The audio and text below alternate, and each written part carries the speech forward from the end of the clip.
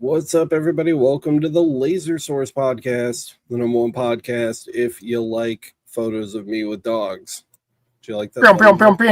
Yeah, I do. Yeah, he's a good boy. There's a story about that. I'll tell you in a minute. But first, I got to mention our sponsor, Johnson Plastics Plus. Big shout out to them for always coming through month after month and supporting the show financially so that we can continue to do this terrible podcast for you. We are extremely grateful to them.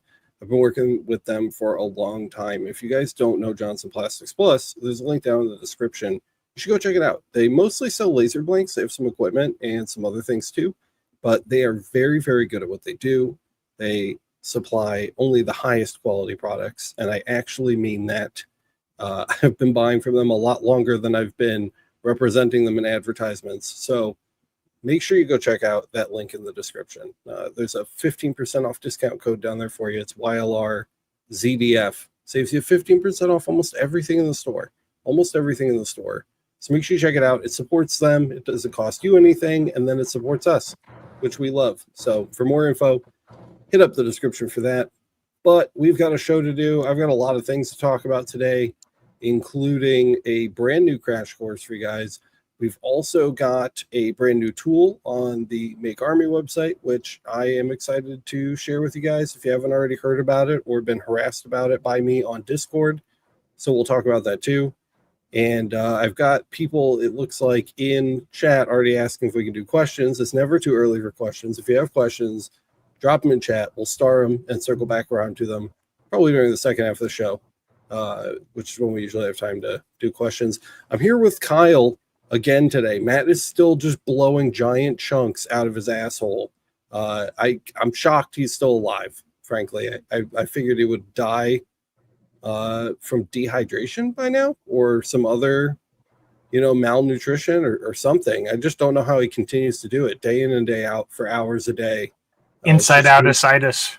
Dude, it's just him in that bathroom, I'm assuming the porcelain is broken at this point. Like, it's just in shards around him on the floor. So everybody say a quick prayer for Matt. Hopefully he is doing better in the near future, because right now he is suffering. So quick prayer for Matt. Also, I'm here with Kyle. How are you, Kyle? I'm doing all right, man. I'm doing all right. You sound chipper today. You sound like you're kind of like in a boppy mood. I got good sleep. I got outside and got some fresh air every once in a while in work. I've been taking steps to take steps, if you know what I mean. I do know what you mean. That makes me super happy to hear. The Brock picture. That photo was not chosen randomly. If you guys were wondering, I wasn't just like scrolling through my photos and looking for something offensive to use. That photo is actually a still from a video that's going live tomorrow, which announces our brand new ultimate laser processing guide. So that's kind of a weird name. I'll talk about that a little bit more. But we were talking for a long time, and I'm sure I've talked about it on the show. I must have talked about it on the show. We were talking for a long time about doing a successor to the LightBurn for Galvo, LightBurn for Gantry Crash Course. And for a minute, I was going to call it the LightBurn Crash Course 2.0 because 2.0 just came out. But ultimately, I decided on, let's see, what's the official name? It's the Ultimate Laser Processing Guide.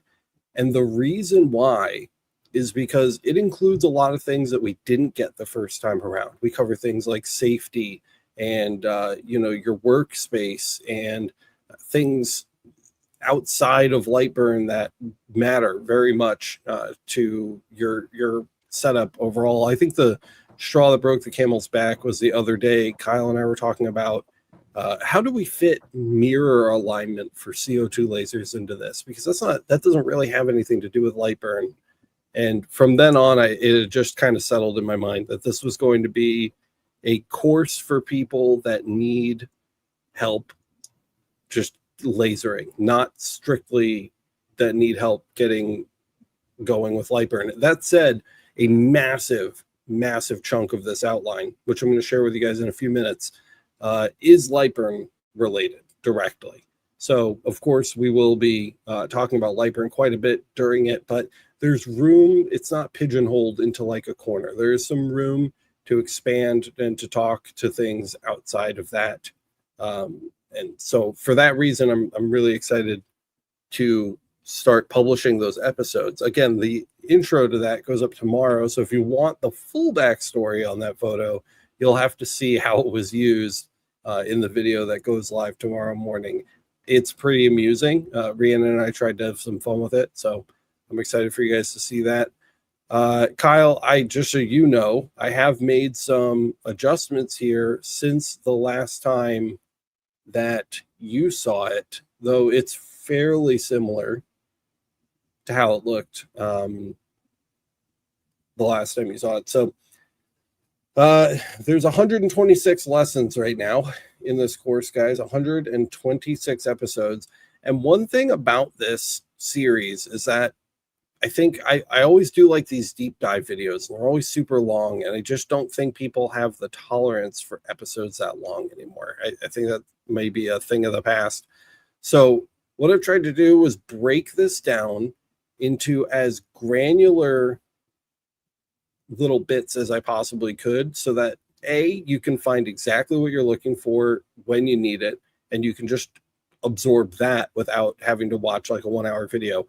And B, hopefully get our watch times up, the percentage of the videos viewed, because people will more easily be able to find what they're looking for without a bunch of clutter.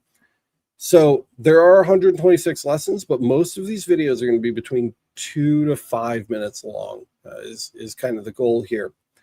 We're going to start off with preparation and safety, and we're going to cover vision, respiration. That's your personal respiration, guys. So things like which cartridges to use on a respirator, what kind of respirator to buy, when you need to wear one, when you don't need to wear one, things like that.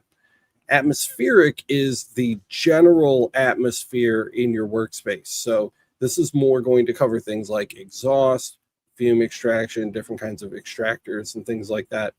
And these are going to be general videos. Of course, I could make an hour-long video about extraction and exhaust, and that's not what this is going to be. It's just going to be kind of to cover your baselines when you're getting started. And I think this is stuff you haven't seen, Kyle, right? This is new. I feel like I added this morning. A lot of this is new or different wording.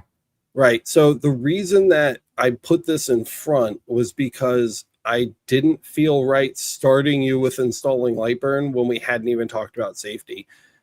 Kyle's been doing a lot of coachings lately, and a lot of them I've kind of been sitting in on, and there have been more than an acceptable number of cases where people are like getting to work and they have their laser like on their kitchen island, and they're just like burning stuff out in the open and just like huffing that.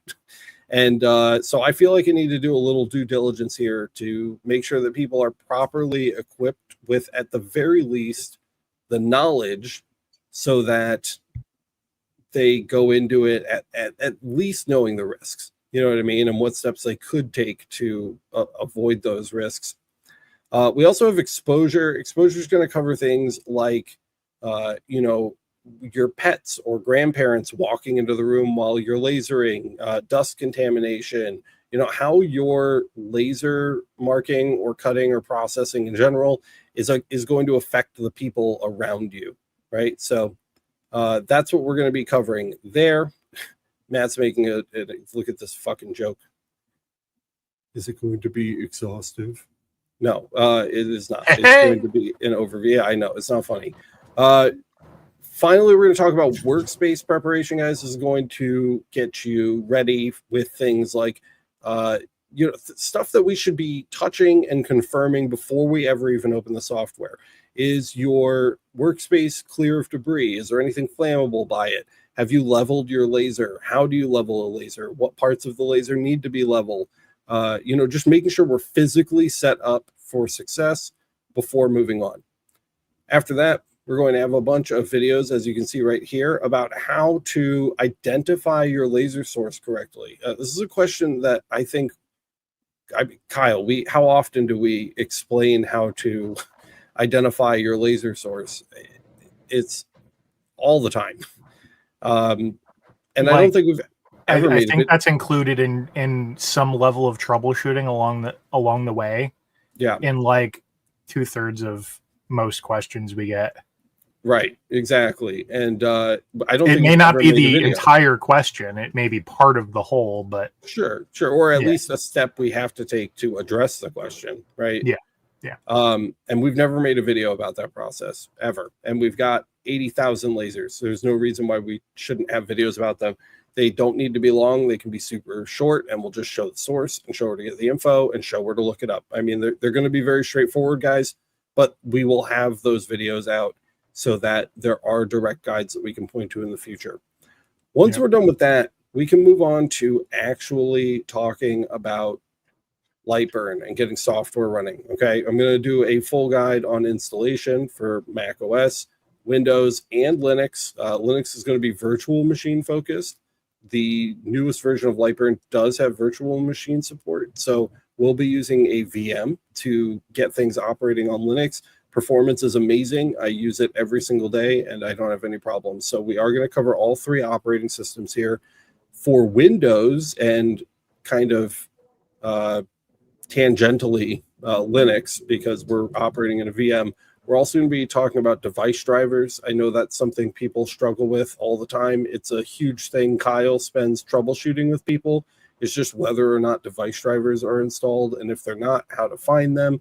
Where LightBurn, I mean, one of the great things they do is LightBurn packages drivers for lasers inside the software. Like it's in the C programs folder. You just need to go to it, and they're literally there waiting for you to install. Super easy. So we'll be covering that. We're going to be talking about the different types of LightBurn licenses. I don't know if you noticed, Kyle. I don't think we've ever had a vocal conversation about this, but LightBurn recently, at least to me, it seems, updated their license structure. So it's not like all fractured into like 50 different categories anymore. There's like a regular and it's a lot more straightforward now, in my opinion. A lot more straightforward. We're going to cover the changes. We're going to talk about which one you need in order to use the machines that you have. So that should be an easy one. We'll talk about purchasing, activating, and managing your LightBurn license. I don't think 90% of people that have LightBurn have ever logged into Cryptlex. So we're going to do a just quick tour on that. I'm going to show you how to like deactivate machines so that you can use those activations on other machines and things like that. It's pretty straightforward. And then running LightBurn on virtual machines. There are some additional tips and tricks that I'm going to share just in case you do happen to fall into this camp. I know that it's not a lot of people, but it's enough, and I'm one of them, that I'm going to do a quick segment on that too. Then we'll walk you through LightBurn setup. We're going to add a dummy device. We're going to add each type of device. So whether you're adding, a Galvo, a DSP, or a Gerbil laser, the process can differ, and there's different values and variables that we need to fill in for these different processes here. So we're going to do a distinct and separate video for each one to make sure that that's super clear. And then we'll talk about actually adding your first laser. This is going to be a huge one right here. This might be one I push onto you, Kyle, because you've just done it so many times now. But we're going to talk about device connection troubleshooting. So my bread and butter. How many times do we get a message every single day, literally without exaggeration, that someone cannot connect their machine to their laser? It's just such a common problem, and the answers are usually so simple. So a device connection troubleshooting guide that's only a couple minutes long and pinpoints the exact issues we see the most often and how to deal with them, I think is going to be great. Logical, step-by-step, what to look for first, where to look for it, and bing, bang, boom. Yep. And I did, these are structured in order, guys. I did these in a very particular order so that you're only learning what you need to know to continue advancing.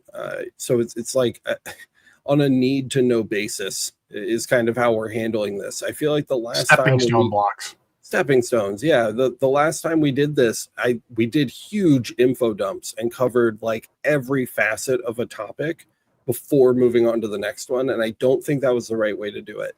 I think people need just like breadcrumbs that get them through a step, and then we can circle back around to a more advanced understanding of the topic later. And so rather than digging through all of the settings that you have to customize LightBurn all at once, we're just going to do two major things, guys. We're going to disable beginner mode and we're going to enable filled rendering. Those are the two like just absolute paramount things you need to do in order to get your machine running, firing on all cylinders without having to do anything extra that isn't required for you to move on from this spot in the list. So we'll cover both of those. Then we'll talk about our basic device settings. We just want to make sure your device is set up. Do you have the proper frequency range? Do you have pulse width enabled? Do you need pulse width enabled? Things like that. We're going to set up our first material library, import those libraries. Of course, here we'll highlight the LMA and the libraries that we host over there.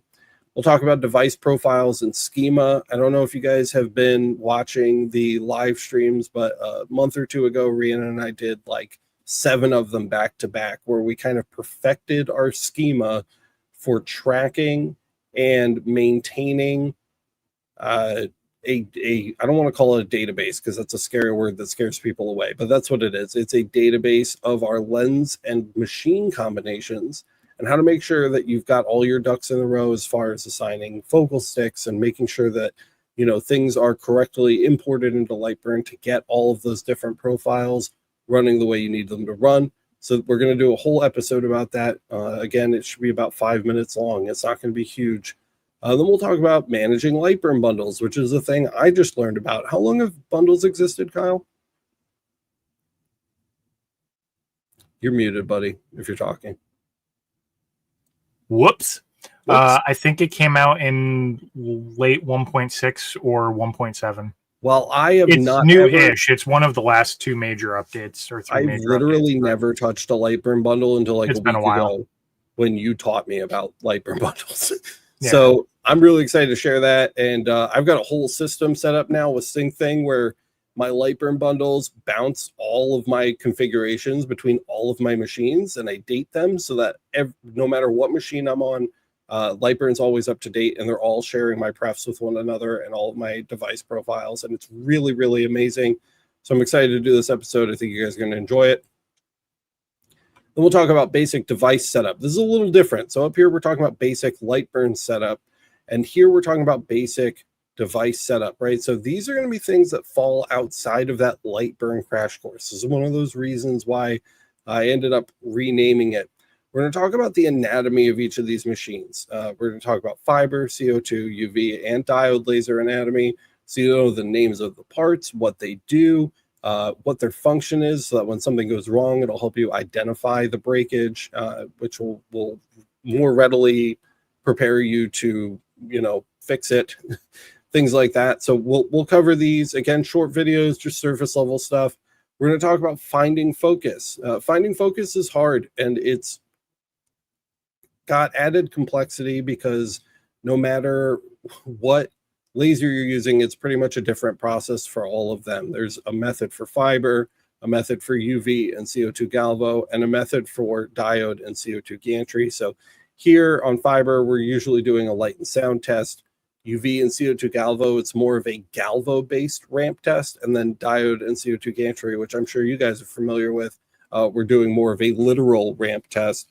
And all 3 of these methods have major differences, and they all need to be executed correctly in order to properly find your focus. So in order to do that, we're going to publish 3 separate videos instead of one big video called Finding Your Focus. It's an hour long. We'll have 3 separate videos so that you can target your specific device when trying to find your focus. We will do a full episode on focal sticks, why they're important, how they work, and how to cut them, as well as focus guides. Those are the little tighten and loosen grub screw lasers that help you align your laser up with the targeting dot so that you know you're in focus. And a lot of people don't know how to adjust these, so I thought a short episode on that would be great too. We're about halfway down the page, guys, and I'm not going to bore you with this for too long. A lot of this stuff is, more of like a long-term thing because these are obviously going to take a few weeks to get done. But in fact, I'll probably just draw it here. If you guys are interested in seeing this list, I'll publish it somewhere. Maybe hang out on the Discord after the show, and I'll drop the list there so that you can check it out. I'm scrolling through it now on screen, so if you're watching the video version of the podcast, you can probably see them and get an idea of the kind of things that we're going to be covering. So we're going to go all the way from the very first steps to what I call advanced LightBurn, where we're going to be covering things like rotaries, variable text, height map engraving, all the stuff you guys are used to seeing from us in those longer form videos.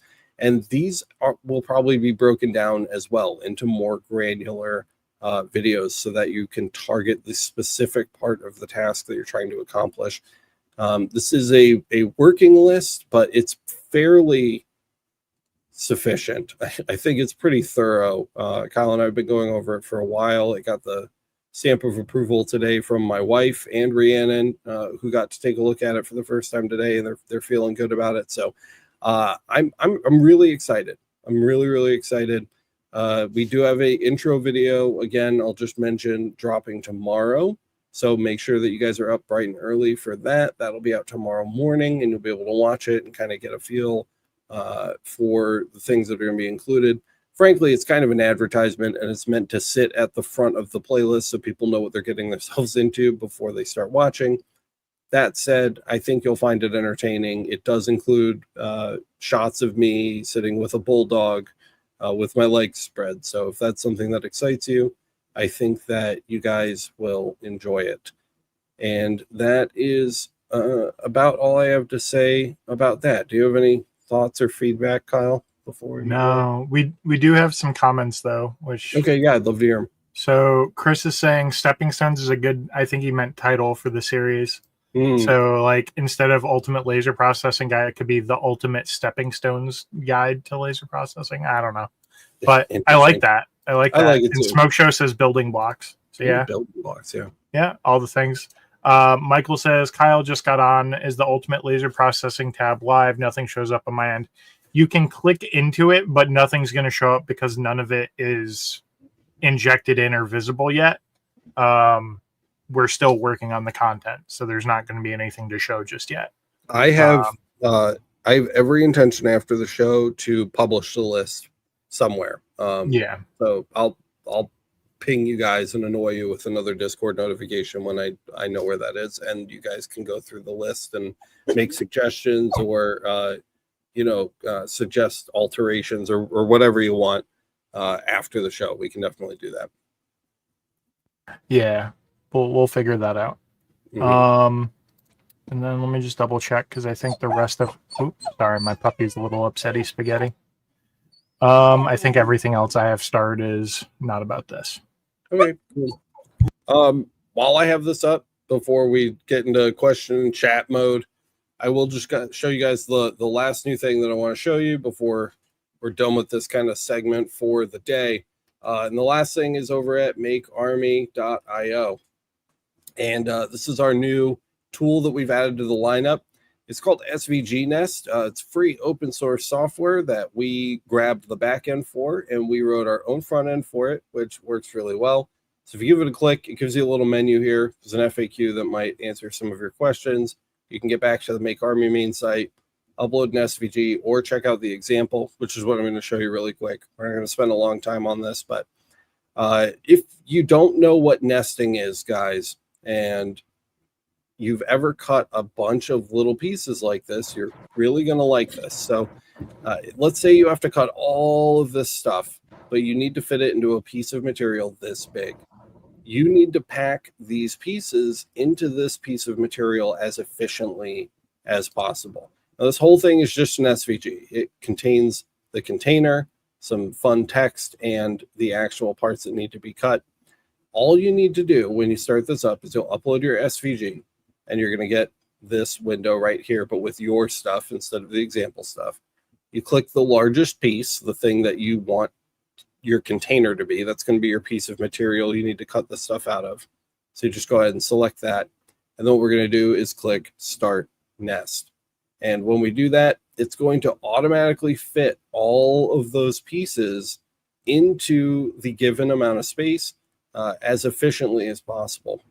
And you'll notice up here at the top, it's just continuing to run iterations. And that's because it's looking for the absolute best way to pack these pieces in. So it's trying many, many different ways to pack the pieces in as tightly as possible while still making them cuttable. And you can stop this at any time. It's just going to run literally forever. So it won't stop on its own. If you want to stop it, you can hit stop nest, and it will stop on the most efficient one that it's found so far. You can see your material utilization here. So we're using 66% of our material to cut these 154 parts. And when you're content with that, you can just click download SVG, and it gives you an SVG just like that. Super easy. You can drop it right into LightBurn. Can you zoom in, zoom out? There are some settings. Oh, go ahead. I was just going to say, let's check the settings out, because I think a lot of people look at this and they say, wait, those are overlapping, or there's curves when there should be straight lines, or whatever. And a lot of that is just covered as a tolerance. So you can adjust that here. Yeah, you can. It's actually very easy. If you don't understand what any of these words mean too, these little tool tips right here explain them in very clear, plain English. So the space between parts in SVG units. So conversion depends on the exporting software, but usually one SVG unit equals about a pixel or 1/72 of an inch. So we can go ahead and, make this 3. Just make that 3. Curve tolerance is probably the second most important one here. The maximum error allowed when converting Beziers into arcs and arcs to line segments. This is again in SVG units. So let's see, what did it say? I forget. It's important to have these tooltips here. Smaller tolerances will take longer to compute, but the assumption is that they will be more accurate. So if we make this a little bit smaller and we give them a little more space, we can save our settings. We can actually start nesting this again. You can see it's taking much longer now because it's doing better math to provide us with a better result. But we're probably going to see a much improved version of this down here once it's done. And of course, it's what are you doing? Looks like it's having fun. Yeah, it does look like it's. Alex, you're poking through that. Chris said LightBurn already has that built in. Well, it's not really built in; it's just a link. But the beauty about it being open source and the fact that it's available for free means maybe it won't be available where it is now forever. If the server goes down, if there's troubles, the whole point of this is to make sure that tools are available for everyone. So that's why we're hosting it as well. This is kind of weird. Now I need to look into this. It's always on these live demos during the show that I find out things are broken. But I'll play with it more later. Yeah. The defaults do work, though. Anyway, it's something we're working on. It's just another tool in the toolkit here. So if you need it, there it is. And that is about what I have to say about that. So that's the big update for me today, and that's all I have to talk about. So I wasted the first half hour, Kyle. You waste the second half hour. Well, it wasn't a waste, but we got this. First off, in relation to the thumbnail, Laura says, "No shoes on the furniture, please." If you knew what was on that couch, you would not be concerned about my shoes. Are those steel cap slippers? In regards to my shoes? Yes. No, they're like a $20 pair of Target shoes because I took my daughter out to play in the rain, and then I tried to dry them, and my wife yelled at me for putting dirty shoes in the dryer, so I took them off like half dried, and then they got mildewy, and I smelled the mildew at work, and I was like, I'm not putting these sneakers back on, so I ordered some new shoes from Target. The just cheapest ones that they had, and that's what they sent me. So that's what I have for shoes right now. Hey, it's what works. It works. Resin says, I would love to hear your guys' thoughts on all the new UV lasers, all saying they can do 3D engraving in glass. Seems like so many manufacturers are coming out with one.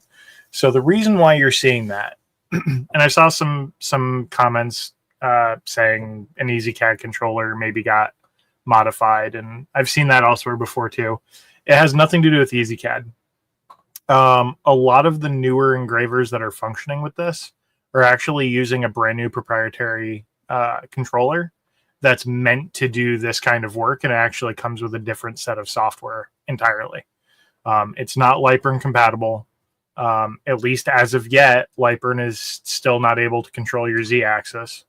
Hopefully that will change when the upcoming lasers like the XL laser, where it has like Z-axis control on the head. Hopefully that turns into a thing that we can all gain from. But at least for now, it's just a different controller using Z-axis control to step up the head. And it's basically the most efficient way to do realistically what we would typically call 2.5D engraving. So typically what we would call 3D engravers is when they have a Z-axis control and a 3D head. So you would see that on like an EasyCAD 3 laser with the head equipped and everything. Or I can't remember the Fieldtech head.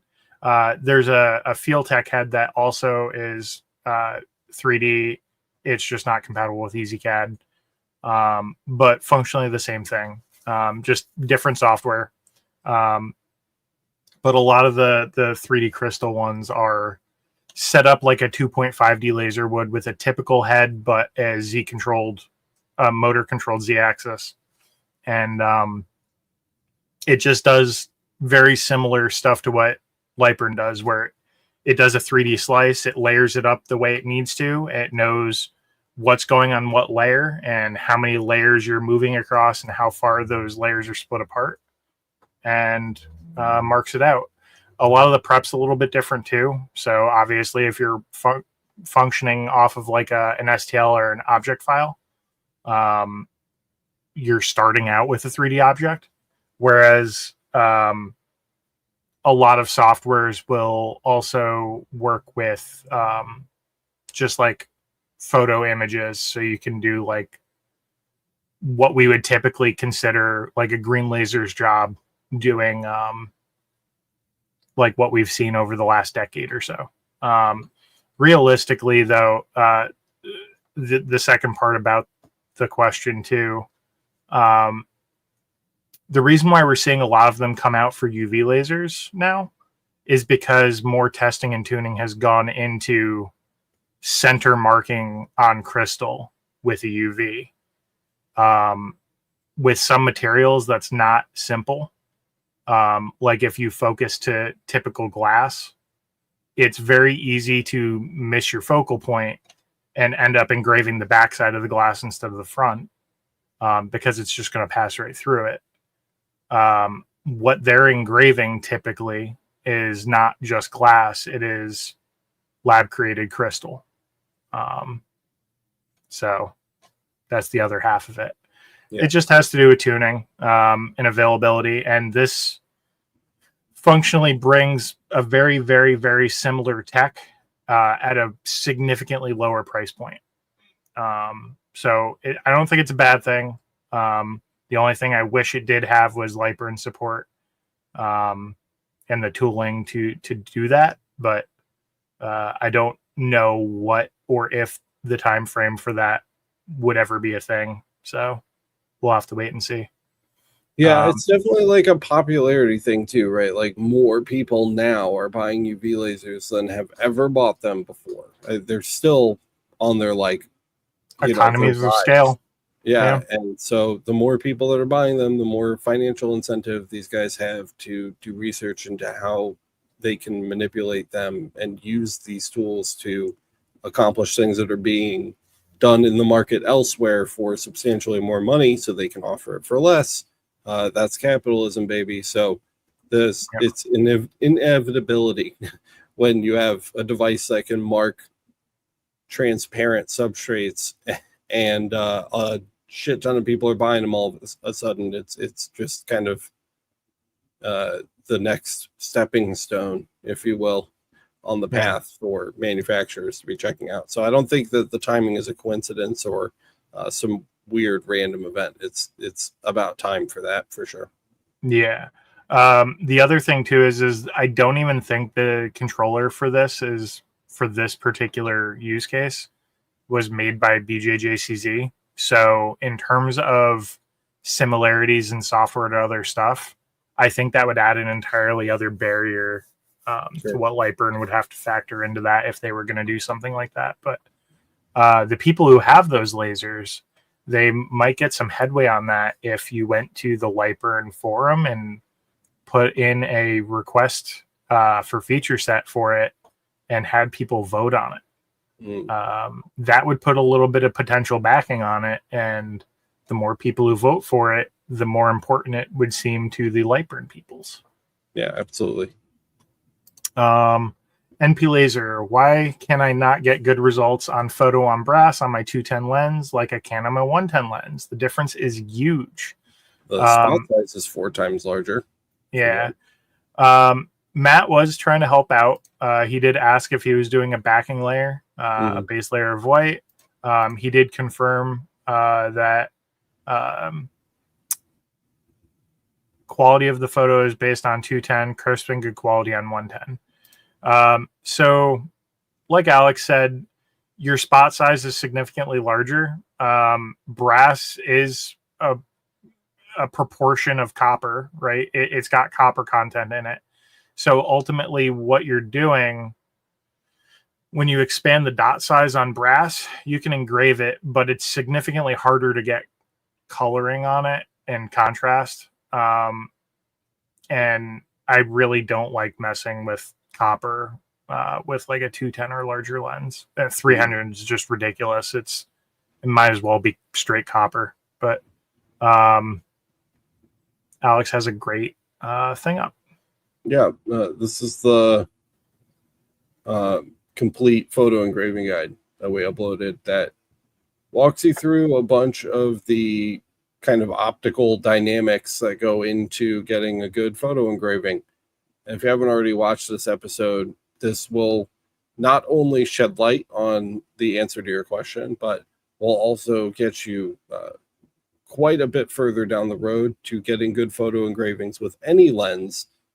There's a lot of more in-depth topics that we discuss in this video. It's quite lengthy, but everybody swears by it. I think it's probably the best video that I've ever made, and I think that you should watch it if you haven't already, because it could definitely help you. So once you watch this, I think you'll walk away with a much better understanding of the underlying cause of your photo issues with the larger lens. And not only that, you'll be able to like fix some of them. You're always going to get a lower resolution with a larger lens. You're always going to get a lower resolution with a larger lens, but that doesn't mean you can't get good photos out of it. And this guide will help you get there. So if you haven't already seen it, just search it. It's the complete photo engraving guide. It's the first thing that comes up on YouTube when you search that, and that'll pull that right up for you. And I think that'll really help. Yeah. So the other thing that kind of picking apart your comment too, where you were basing it off the 110, make sure you're updating the settings. Because if you're using the same settings from the 110 to the 210 in terms of power and frequency and pulse width, you're increasing your dot size and you're spreading out that power, but you're not keeping the same power per area math, right? So, yeah. Right. You're going to see an energy density change there for sure. Yeah. I don't know why I highlighted that one, but great, because LightBurn's just part of the equation. I remembered the context, but now I don't, so I'm sorry. He was saying when I was talking about expanding beyond the LightBurn Crash Course and like why we were changing. Oh, yes. Good point. Let's see. Chris says, question and not last minute again. I'm looking for I'm looking at getting an X-Tool F1 original and smoke filter for the Christmas market this year for personalizing our wood products and maybe other items. Opinions. I think the F1, the original F1, is the best laser that X-Tool's ever made. So I would get it if I were you. I love that thing. I think the value proposition for what it can do immense. versus what it costs to do more than it can do is pretty serious. Yeah, it's a substantial value and a very, very capable machine.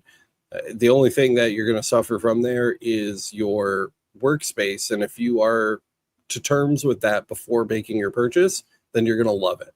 You're going to absolutely love it. It's an amazing laser. It deserved a full review for me. I never got one because I just never had the time to do it. But I love that thing. I love it. It's a great, great machine. Yeah. Yeah. The other cool thing that, since we're on the topic of the F1 and what Xtool's done, I found out, I think last week, that the Ultra does not have a pass-through base like the F1 does. Oh, that's a bummer. Yeah. So we were talking about how like some stuff is just too tall to fit inside of it, but would engrave perfectly fine. Sure. And we, I suggested just removing the pass-through base so it had the little square hole in the base, and it does not have that. Yep.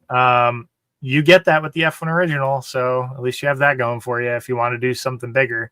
The only other thing, if you're doing stuff at a Christmas market with people around, is at least you got the protective window. You got the smoke filter covered with everything. Just make sure you're doing stuff that isn't going to like poison people, that isn't going to get soaked into the filters. So like, don't be marking PVC or anything crazy. But otherwise, yeah. Smoker says, I'm interested in seeing how this compares to other nesting software. Does it allow different orientations for grain direction? I don't think you can you would have to like rotate it yourself for grain direction. Yeah, I believe that would be the case. Moving through this, I haven't gone in depth on all of the settings that SVG Nest provides, but I haven't seen anything related to that. So I'm going to assume no. Yeah. And we got, in addition to Chris's question, no one talks about the dot size of diode compared to from the F1 to the F2 Ultra, because as far as I know, more power, bigger dot size. How does it compare for detailed work?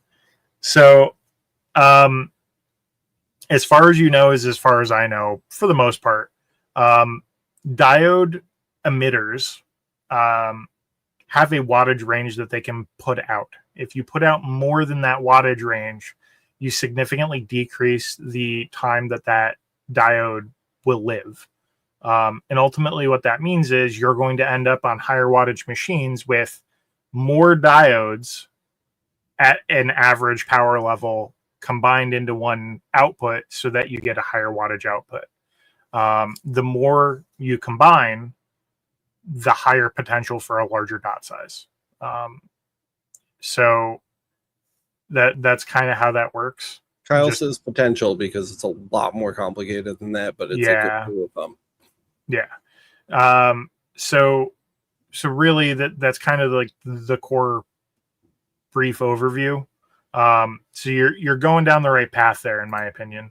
The problem is there's just, like Alex said, there's so much more to it than that you could have a 40 watt output optical diode, optical output diode that puts out a dot size that's 30 or 40% smaller than the next 40 watt diode you come across, or a 20 watt diode. We've seen 20 watt. Yeah. It has it's just everything crazy to do with how those beams are combined, and different manufacturers use different processes, even between their own lasers on the same line. So it really is, especially in the world of diodes, you just kind of have to mark and see, take a measurement. If you don't have one, buy a USB digital microscope and use it, because that will give you a concrete answer. I don't have an F2 Ultra, so I can't measure the spot size on that, but I would assume that they're fairly close, just from what I know about Xtool. I don't think there would be a massive difference. There may be a small increase in the size, but that's an educated guess, not a fact. So you would have to check for sure. Yeah. Mike C said the OmniX appears to be LightBurn compatible, but need to use their software for the 3D-ish stuff. I haven't really seen much into that. I know there's a video and I haven't really checked it out, but they have an app that's available on like iOS and Android and Mac and Windows. And I know one of their slides on their website says LightBurn compatible, but to what extent that is, it could just treat it as like a G-code laser, kind of like the cheap diodes that we're seeing now, like well, I say cheap, but like the X tool, right? The F1, the longer nano, anything like that. It's possible they're just using a G-code based controller that treats it that way and interprets the XY coordinates that LightBurn gives it, so it knows where the Galvo is going. So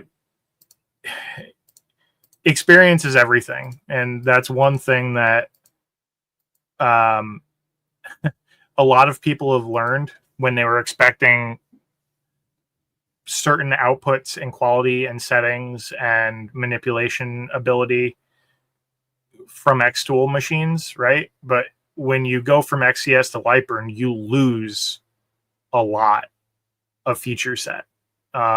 So if it's that type of situation, it may be a game changer for a lot of people, maybe not in the best way. So we just have to see how that turns out. If they're working with LightBurn and it gets full support, that would be incredible, right? So I'll also point out that the Lumbos, which I'm reviewing right now, I'll have that video out for you guys someday. It's largely shot. It should be done soonish, but you guys know how I get with things. The Lumos loves to brag about its LightBurn compatibility, and when it released, they didn't have a LightBurn device profile on their website, and then they emailed me one and said that I had to use below version 1.6. It was like 1.6 and below, and then they posted one to their website, but didn't say what version you had to use it with, and didn't provide any documentation, and then I spent like 4 hours trying to get it work, and then I gave up. So it definitely, take that with a grain of salt, would be my kind of 2 cents on that, because it's not always that straightforward. Yep. And that's a fantastic point.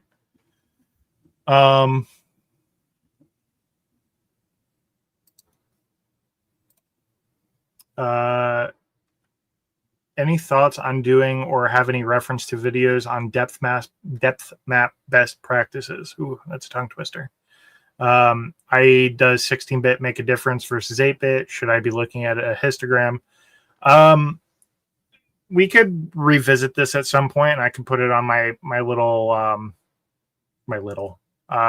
my extensively long video list potential. I can answer you right now, though. The laser processing guide actually is a listed thing. Oh, there you go. So yes, there is a plan. I can answer you right now in 16-bit versus 8-bit, though. LightBurn does not process anything beyond 8-bit. Their depth maps are based on 8-bit.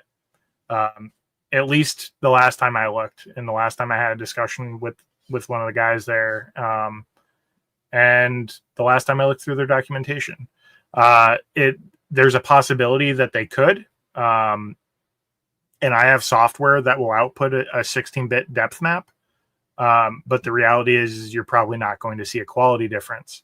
The data being there probably wouldn't hurt you. But it's just going to combine stuff down or omit extra data. So,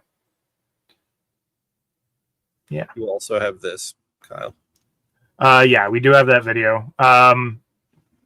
So I did do the 3D depth map video that we came out with during the first LBX. Mm-hmm. I think I don't know if I actually cover 16-bit versus 8-bit, but there are some core there are info other there. like best quote unquote best practices that you can pick up in this video if you're looking for some guidance on how to get things put together. Yeah, I definitely know she's watched that video. She's done a lot of 3D depth map testing. We talk a lot on LMA, but yeah, that's that. Cool. I think I'm caught up on all of the pinned questions I had. I would love to hear your opinions on the one laser vertigo. We don't have any yet. I mean, I have like some just like baseline opinions about it. I think it's interesting if you're like really, really, really tight on space and can't get like a regular laser, you know.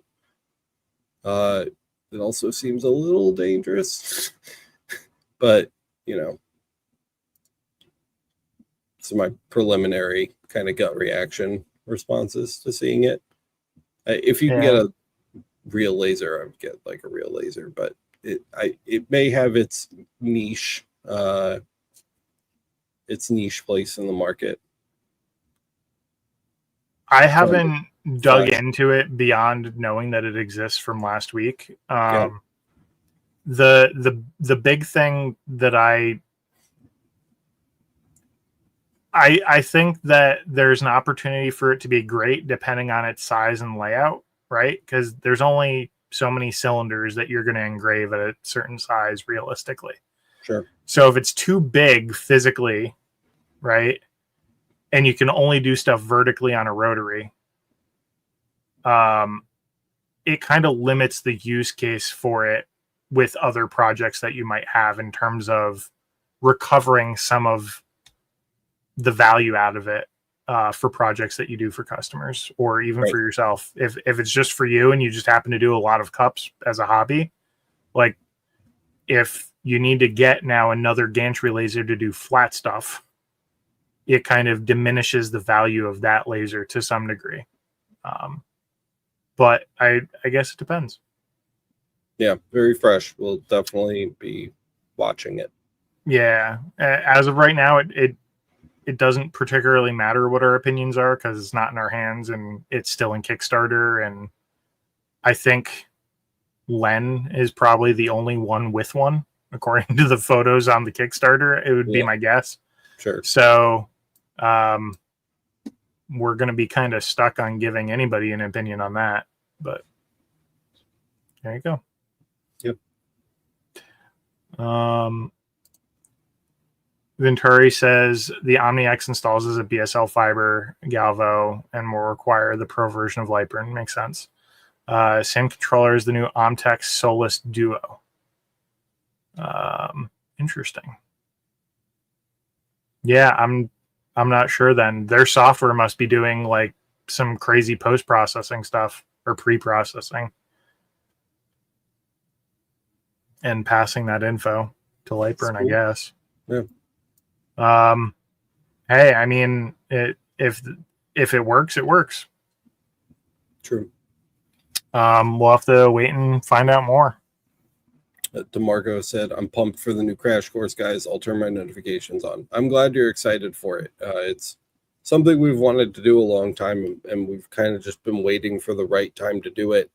There was a period pretty much right after we did the LightBurn for Galvo Crash Course where things started like rapidly changing and evolving in the software, and it pretty much invalidated like a ton of the work we had did.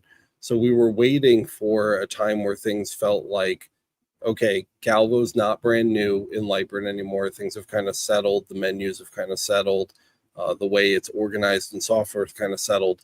Now we can move forward from here and do it the way that we had kind of originally planned without all of the patches and update videos and things. And so I think this one will last a lot longer for sure.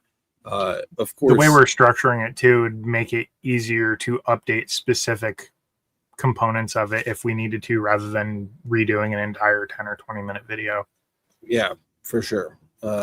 So there's a lot of reasons to look forward to the new one, and I definitely support you turning on your notifications. I think that's going to be a good call. I'm aiming to get at least 2 to you guys each week. It's going to take a few weeks to get through some of the super basic stuff. So if you are not brand new to lasers, the first couple weeks of it may be a little boring to you, but I know that there's people out there that need it. So we're going to start small. We're going to work our way up, but I definitely think there's a lot to be excited about there. Yeah. MP says CO2 Galvo just doesn't seem to provide as good a quality on rotary like gantry. Also, dot size on CO2 Galvo is quite big. Very difficult for detailed work and thin lines. I mainly use CO2 Galvo for cup. A lot of that is going to come down to your physical hardware configuration on the CO2 Galvo. So a lot of entry-level core Galvo machines for CO2 Galvo, especially the entry-level ones like the 30 watt with no upgrades, are going to come with a 10 millimeter head. And depending on the source, because it's all entirely dependent on the source, it affects your beam size. You adjust your beam expander to your beam size to get an output that fits your laser head and lens combination. So if, for example, you have a 10 millimeter head and you have an entry level CO2 lens on your Galvo, it's going to have a really small input aperture. And typically what that means is you have to maintain the limits for your beam size all the way through from start to finish. So you have to go with the smallest common denominator. And with that means like 10 millimeter. There are some lenses out there that have an 8 millimeter input aperture. And I'm going to just drop the comment so you can see what Alex is showing you here. But this is a great example. So one great example of this, right? And there's nothing wrong with it, but CommMarker puts out I think it's a 30 or 38 watt CO2 Galvo, and it comes in at a fantastic price, right? But with that, you're not going to get the best detail because what you're paying for is the beam that comes out of the RF tube. It goes through, I want to say it's a 4x expander. And what you're getting out of that is an 8 millimeter beam that goes into the 10 millimeter head and into the back of the lens housing. With something upgraded where you're looking for higher quality and potential like dot at focus being tighter, you would want to go bigger, right? Which is kind of backwards in logic, right? The bigger the beam is going into the back of the lens housing, the finer the dot you're going to get at focus. So essentially, if you take a 2 millimeter roughly beam coming out of your RF tube, again in the video, it's kind of, yep. And then you have your beam expander. So in my case, I have an 8x beam expander. It gives me a 16 millimeter beam going through a 20 millimeter head. And then my lens is appropriately matched to take that beam. And now you have a finer dot. So you'll notice that in this diagram, the 20 millimeter side, even though it's got an enormous beam by comparison, has a smaller focus dot. That's kind of how that works. But you have to make sure you're in focus. Because the other thing with CO2 Galvo is you can also do things like project mark style marks on a cup where you can be partially out of your what you would consider your focal point. I'll cover that question in a minute. I see you. Don't worry. The focal point is significantly longer with a CO2 Galvo versus like a fiber, where with a project mark on like an 80 millimeter diameter cup, you would need a 300 lens. With a CO2 Galvo, you can do that with like a 175, a 210, and be perfectly fine. So your focal range will stretch forever, but the dot size is still going to get bigger as you remove yourself from that perfect focal point. So just something to keep in mind. But If go you ahead.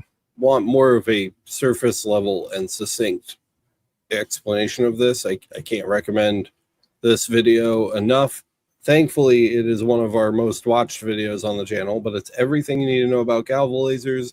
And it just updated the year to 2025 because it's still completely and absolutely relevant, every second of it. So it's a great video. It's aged very well, and it does a super good job explaining all of this with graphics and things like that to make it super visual. So if you want to learn more about it, everything you need to know about Galvo lasers in 2025, go give that video a watch. Yeah. One great example, right, that we kind of found out the hard way is when Alex did his CO2 Galvo upgrade. He actually upgraded to a 6x beam expander, and he has the same dot size as I do coming out of the RF tube. In this case, I have an 8x expander. We both have the same head, and we both have lenses that will accept the beam in the back as an input in terms of size.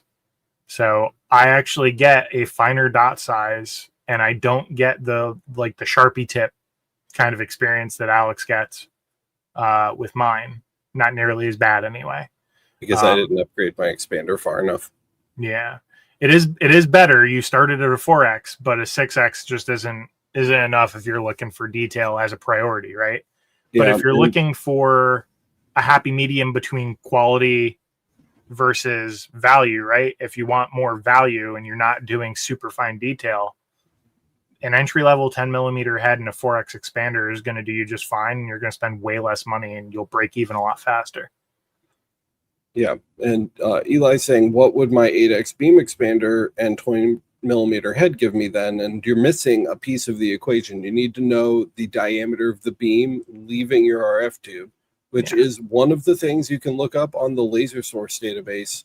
So if you know what your source is, then you can head over to the actual laser source database, the database where we track all the different laser sources, look up your source and find out what that exit diameter is, and then you can complete the math. If you have a 2 millimeter beam and you're passing that through an 8x expander, you're going to have a 16 millimeter beam on your 20 millimeter mirrors, and you know that you can actually go up in size. So you could take that 2 millimeter beam to a 10x beam expander, and then you can utilize the full 20 millimeter mirrors inside your scan head, and you'll get a finer spot. So you need all three pieces of the equation. You need to know the scan head size, you need to know the beam expander, and you need to know the exit diameter of the beam when it's leaving the source in order to complete that math. And again, we talk about that at length in the episode. Yeah.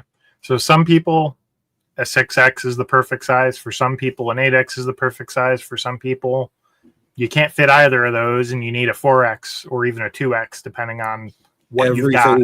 Onto that exit diameter. That's going to inform all of your hardware decisions after that point in the laser path. So, yep. Yeah. And NP says, I have a 20 millimeter head, 8x expander, 60 watt Galvo. Mine's not water chilled, so you must have a different laser source than I do. So you may have an entirely different beam output size from the source. So I don't know. Double check that the lens can accept the beam diameter after you verify what your source is, would be my suggestion. It's possible you might be able to go bigger if you can even find a bigger expander. Or you might be cutting off your beam and it's too fat for the lens. You're just blocking it out. It's the last time I'm going to do this, guys, but if you don't know where this is, if you haven't seen it before and you need more details about your laser source, you can find them right here. So again, it's just makearmy.io. You can get to this from lasereverything.net as well. Laser source DB, the laser source database right here. And you can click that. You can go ahead and drop down. We've got a ton of coherent, SINRAD, and DAVI sources. And then just find your model in here and go ahead and select it. And it's going to give you everything that you need to know about that source. So that is the number one thing you can do right now to improve that setup if you are looking to get more detail out of your CO2 Galvo. Yeah. Yeah, we're caught up on that. I think Miranda said there was 2 things on Facebook. Do we have time for those? If you can find them very quickly, because we're at an hour 5. Give me 8 seconds. Okay. 1, 2, 3, 4, 5, 6, 6.5, 7. Whammo. So we got Ryan here saying, what am I missing? CO2 Galvo 45 watt. Can any of you brilliant minds help me in diagnosing an engraving issue? I've been having an issue with consistent engravings. Check the laser, takes shorter passes. It seems it hits harder where it travels farther. Materials flat, focus, level, confirm timings. I already know the answer. Huh? I said I already know the answer. All right. You go ahead and talk, and I'll flip through the images. Yeah, the problem you're having is with like pulse bursts at the beginning of your marks. So basically what's happening is when the laser turns on, it's turning on super hot and actually delivering more energy than it should be when you're starting an engraving. So what you need to do right here, Kyle's already pointing at it because he knows the answer too. You need to enable first pulse killer, the FPK. And what that does is it actually reduces that spike at the beginning of your engraving to give you a more consistent engrave every time you start a new line. So every single time you start a new line, you're shutting that laser off and then turning it back on. And every time you turn it on, you're seeing a huge spike. And we need to like reduce the curve on that, right? We want a flatter curve on that. It's very, very difficult to get it absolutely perfect. And this is something that goes for both UV and CO2 Galvo. So if you've noticed this issue on the UV, I had this problem on my UV as well.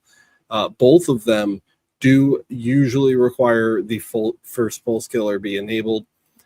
Start power and FPK increment at 10 and 10 is very high. Generally, I would start at like 1.5 and then my increment would be 3, and I'd slowly raise those values from there.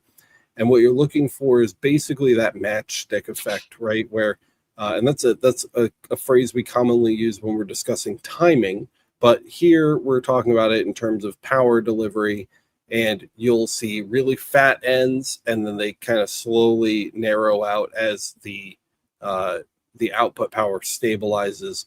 And so we want to reduce the fatness of that match head at the beginning as far as we can so that we're getting a nice, clean, even distribution of power all the way through that mark. And the first pulse killer is the tool to do that. This option's available in both EasyCAD and LightBurn. So if you are working in EasyCAD, this is also adjustable there. And it is just some trial and error. So it's going to be a day, you're just gonna have to set a day aside and get a lot of scrap wood together and start marking boxes and make adjustments until you find the sweet spot. It's different on every machine. It is not a consistent or reliable thing. Even between identical sources, they're going to end up having different values. So it's really, you're tuning this for your specific machine, and it's not that bad. It's pretty easy. It just takes a concerted effort. So when you are ready, just go ahead and flip that switch. Start at 1.5% and 3% for those two values, and then work your way up from there until you start getting acceptable results. One safety tip with tickle and FPK tuning is, for the love of God, keep your glasses on 100% of the time.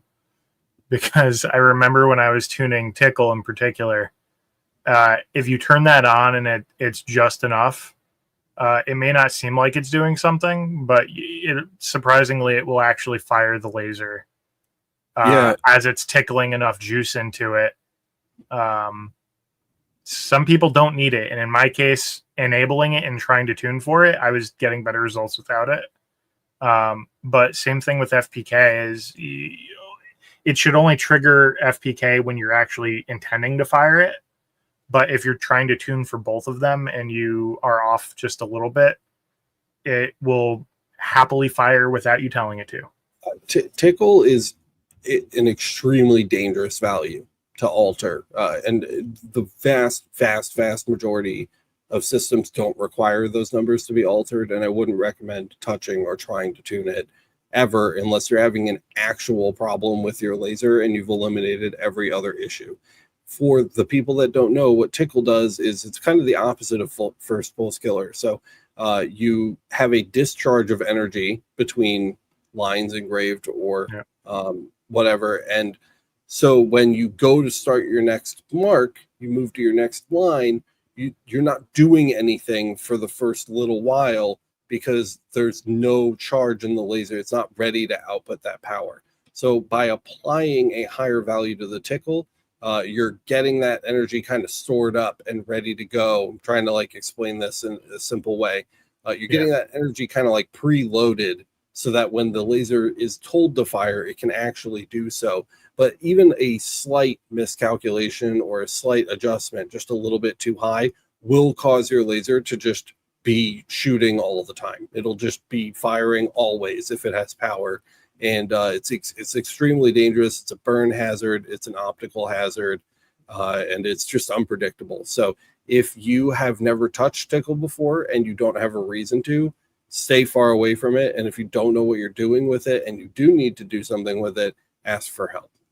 Yeah. The other thing I will tell you too, if you have in the context of this question, not what we were talking about, but instead of doing small test blocks like this, it's good to get a range like this. But after doing the first one where you know what kind of realm you need to be in, switch to doing really wide blocks, even if you have to do it manually, because what you end up doing is you can validate that you're getting the same results on a really small area and a really big area.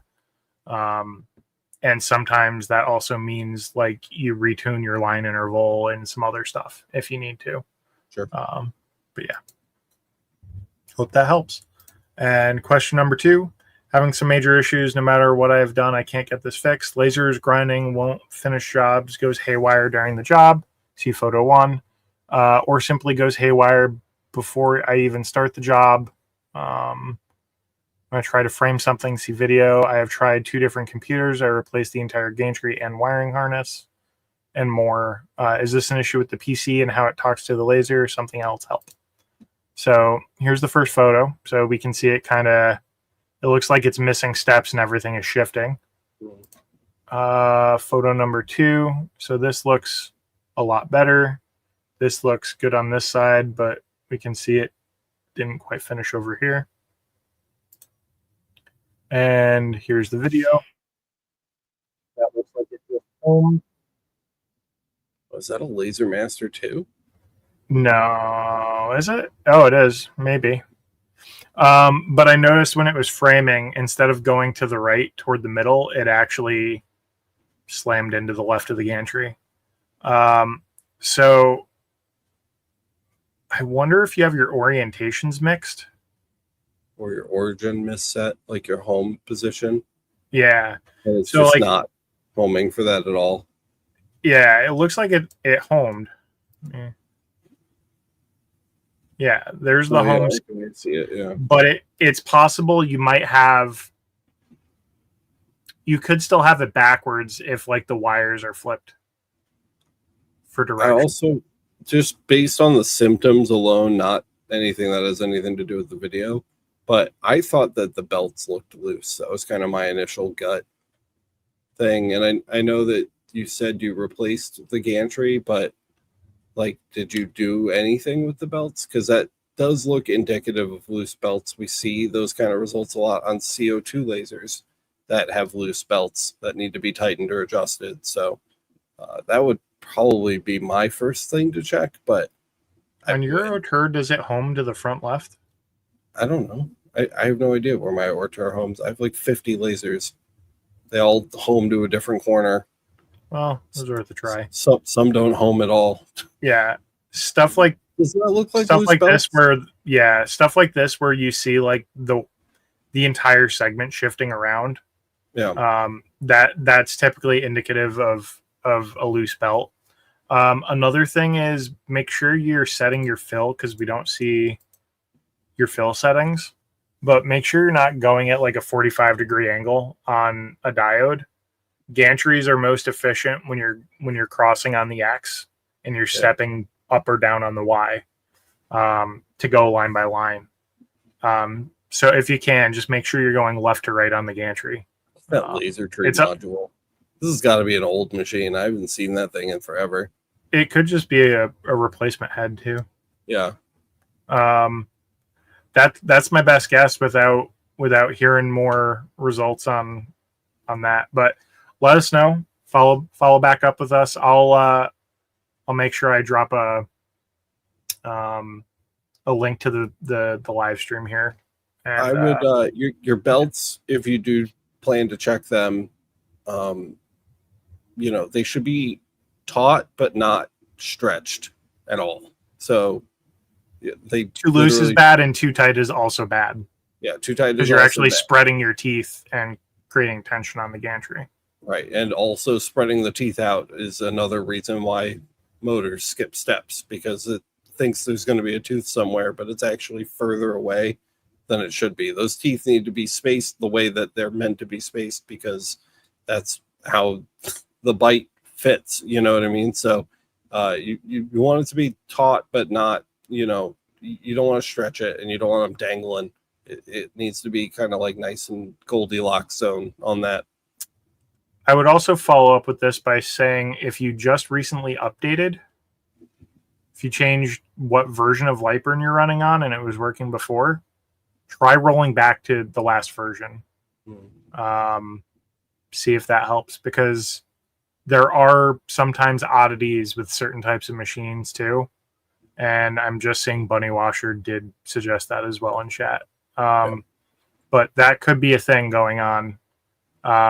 The transition from 1.7 to 2.0 wasn't the smoothest for some people, and some people did have to roll back until things got sorted. So that's my last tip I got for you for now. You may just have to roll back to like 1.7 or 1.63 or something. Yeah. And that's it. All right. Well, sweet. You guys got like an extra 20 minutes out of us today.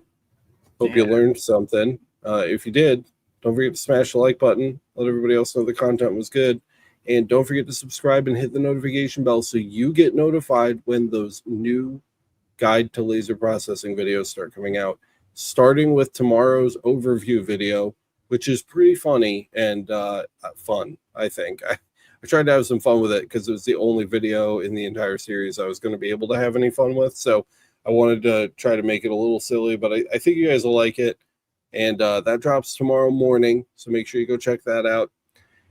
If you really like the channel, guys, if you love the show, if you love what we do here, if you love the free resources we put out, the tools on the website, any and all of it, support us. We need your help. We subsist on viewer support here at Laser Everything. We don't have any big, advertising partners or anything like that, with the exception of Johnson Plastics Plus, sponsor of the podcast.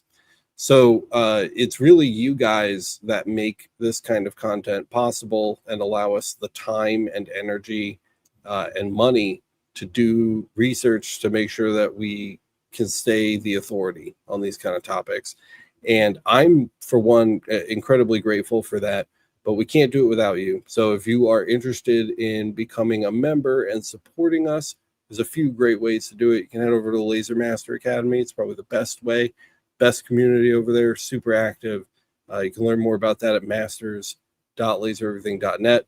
We're also on Patreon. We're on Coffee. We are on, you can even get a YouTube membership right here on YouTube. So there's a ton of ways to do it, and we appreciate all of you guys. And so that is that. I think that's all I've got. Do you have anything remaining? I got nothing. You covered it. We appreciate you guys, and check out the links in the description to see everything that Alex mentioned, including all the links to all the tools on the websites. And so the link be sure to check those out. And the link to Kyle's Etsy shop. No, those all suck. Don't worry about those. No, they don't suck. They're amazing. Infinite patterns that you can engrave on all the things. It's pretty great. Kyle worked really hard on it. Go check it out. All right, that's all great, guys. Thank you so much for watching, and we will see you in the next one. Bye-bye. Bye-bye. Hopefully Matt recovers from his butt disease, and he's back next week because I miss him. Me too.